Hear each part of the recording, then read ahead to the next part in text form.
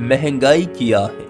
جب اشیائی ضرورت کی قیمتیں بڑھ جائیں اور ملک کی کرنسی کی ویلیو کم ہوتی جائے تو اسے افراط زر کہتے ہیں، جبکہ آسان الفاظ میں اسے مہنگائی کہا جاتا ہے۔ مہنگائی کی وجوہات کیا ہو سکتی ہیں؟ آئیے جانتے ہیں۔ نمبر 1، جب مختلف مصنوعات یا اشیائی ضرورت کی ڈیمانڈ بڑھ جائے تو جو کمپنیاں مصنوعات کو بنا رہے ہوتے ہیں یا جو لوگ ضرورت کی اشیاء کا تجارت کرتے ہیں وہ لوگوں کی ڈیمانڈ کو مد نظر رکھ کر منافع حاصل کرنے کے لیے مصنوعات کی قیمتوں میں اضافہ کر دیتے ہیں، جس کی وجہ سے مہنگائی پیدا ہو جاتی ہے۔ مثال کے طور پر جس دن سردی میں بارش ہوتی ہے تو مچھلیوں کی ڈیمانڈ بڑھ جاتی ہے اور ساتھ میں مچھلی فروش بھی قیمتیں مقررہ نرخوں سے بڑھا دیتے ہیں، جو کہ اخلاقی اور شرعی طور پر بالکل جائز نہیں ہے۔ نمبر 2، جب خام مال کی قیمتیں بڑھ جائیں تو مہنگائی پیدا ہو جاتی ہے۔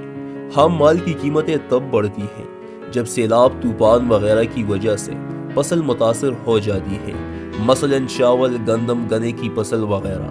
تو جو کمپنیاں ان خام مال کو استعمال کر کے مصنوعات بنا رہے ہوتے ہیں وہ بھی قیمتوں کو بڑھا دیتے ہیں۔ بعض اوقات خام مال کی قیمتیں تب بھی بڑھ جاتی ہیں جب کسان جھوٹی قسم کھا کر زیادہ منافع کمانا چاہتا ہے، تو پھر جو مصنوعات ان خام مال سے بنتی ہے وہ بھی مہنگی بیچی جائے گی اور یوں ملک میں مہنگائی کا ایک طوفان پیدا ہو جاتا ہے۔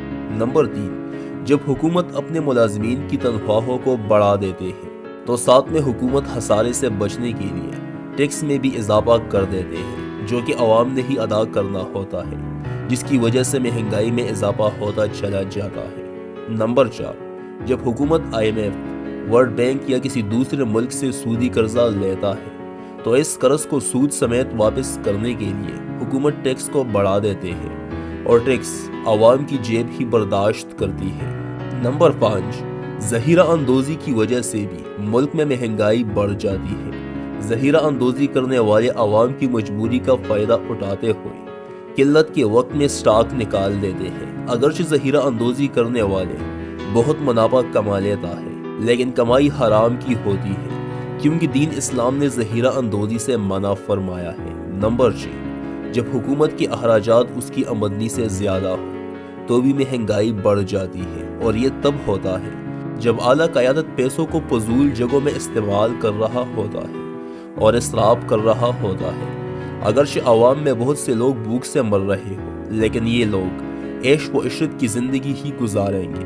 نمبر 7، جب تک ملک میں سیاسی استحکام نہیں آئے گی ملک میں مہنگائی بڑھتی جائے گی، اور ملک میں سیاسی استحکام تب آئے گی جب ہم پارٹی بازی سے نکل کر اپنے پیارے وطن پاکستان کا سوچیں گے۔ اللہ پاکستان پر اپنا رحم و فضل فرما دے، آمین۔